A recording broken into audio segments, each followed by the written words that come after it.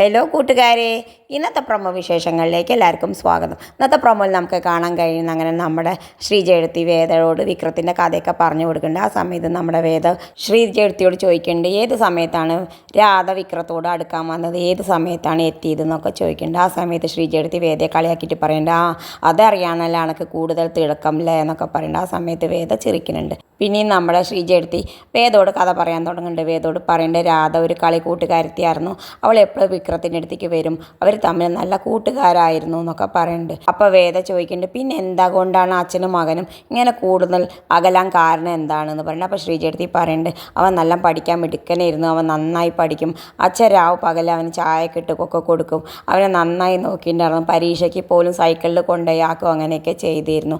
ആ സമയത്താണ് ആരോ പരീക്ഷ സമയത്ത് അവൻ്റെ ബാഗിൽ കഞ്ചാവ് വെച്ച് അത് പോലീസുകാർ വന്ന് പിടിച്ചു. പിന്നെ കോളേജിൽ ആകെ പ്രശ്നം ഉണ്ടാക്കി. ഇത് കണ്ട അച്ഛൻ വിക്രത്തിനെ കുറേ അടിക്കും പിടിക്കുകയൊക്കെ ചെയ്ത് ചോറെടുത്ത് വലിച്ചെറിയുകയൊക്കെ ചെയ്തു. അങ്ങനെ വീടിൻ്റെ സമാധാനം മുഴുവൻ നഷ്ടപ്പെട്ടു.